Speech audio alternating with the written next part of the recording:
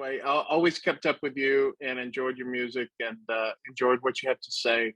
And Thank you. wanted look forward to talking to you about this book too.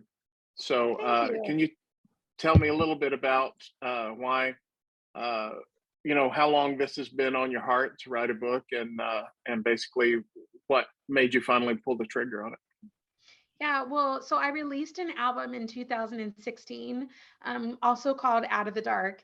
And, in it, I talked about this, I called it the deep dark. It was a depression that I had faced a couple of years after a friend of mine passed away.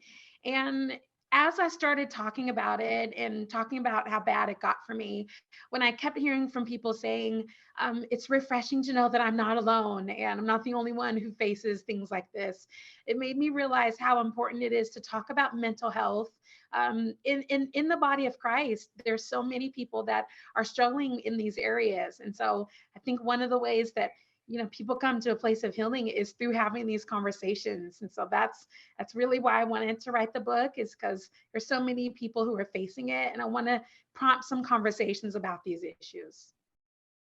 It's the book. It, it's biographical too, right? Do you talk about your own journey?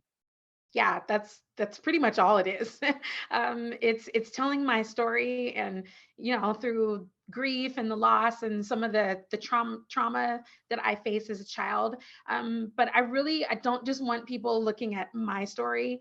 And so one of the things we have at the end of each chapter is some discussion questions. We call it Getting Real, that are hopefully going to be used to help people look at their own stories and what God may be trying to speak to them through reading some parts of mine. Mandisa, as a Christian performer, or a singer or whatever, it's no doubt not only your own journey, but I'm sure you've been influenced by stories of people who've connected with your story, even before that. Probably when you first came on the scene, back, like we said a minute ago, people just resonating with what you have to say. And have you found that so far with the book, as you progress that? To what part did that influence the writing?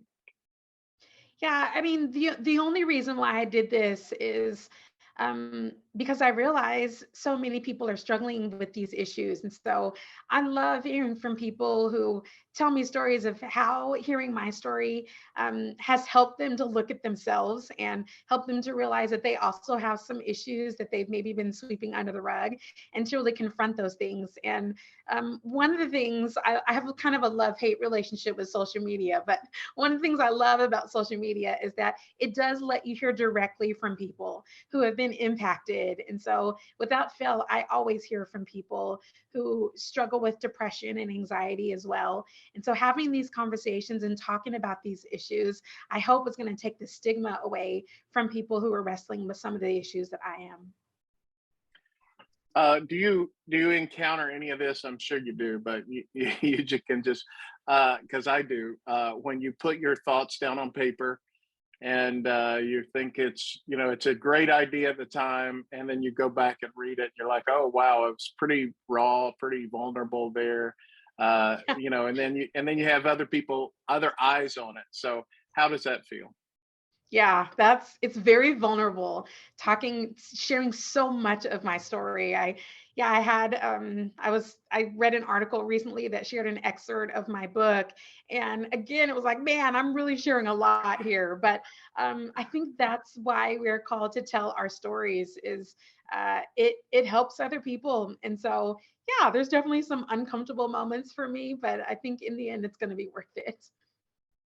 How do you feel like? I feel like you kind of blazed a trail in Christian music as well. That you were an important voice that came up. I know I believe you were included in the Jesus Music documentary, right? Yeah. Yeah. Um, so you want to talk little bit about that, about how it feels to you know kind of be an example in that avenue as well. One of the things about that Jesus music film is it showed so much of where we have come from, like the origins of it. And I love that it's constantly progressing. I think one of the things that I love about God so much is he's so creative. One of the things I love about Christian music is that it comes in all varieties. I love that it can have a little country twang and a rock twang, and then I bring kind of the R&B vibe to it. But the message is all the same. It's all pointing to Jesus, and so I love the creativity of Christian music. And yeah, if I'm considered one of the voices that point people to Him, then that makes it all worth it for me. Yeah. What did you grow up listening to? Whitney Houston. Like I was in R&B, like it was all Whitney Houston, Janet Jackson, Mariah Carey, which is why when people listen to my music, you still get those pop R&B vibes because what Right. I grew Yeah. up listening to, but it's the message of the music that makes it Christian, not necessarily the style or the sound of it. And so yeah, it's what I grew up listening to. And now I make a similar kind of music, but it's talking about Jesus. Did you ever meet Whitney? I did, yes, really early on.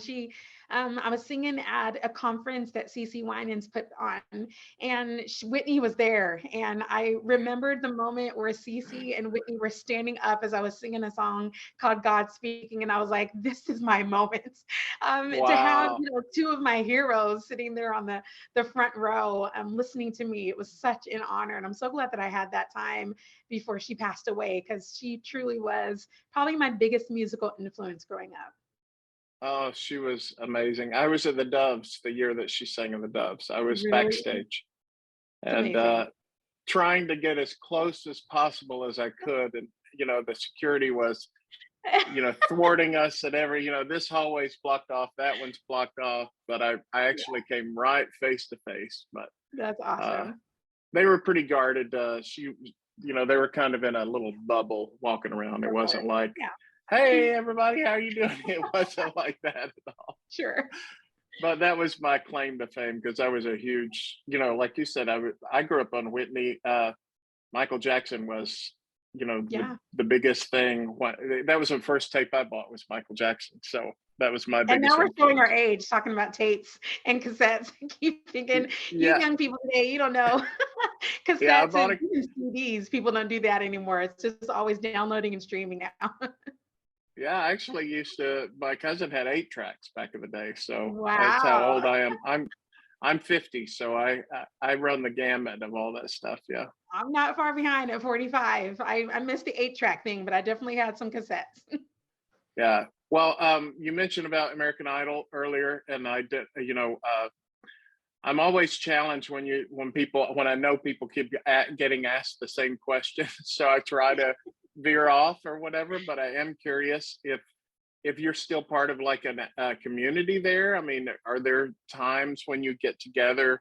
Are there still relationships from that or events that you do that's part of that? Yeah, no, not really. It's changed so much, and it's on a different network now.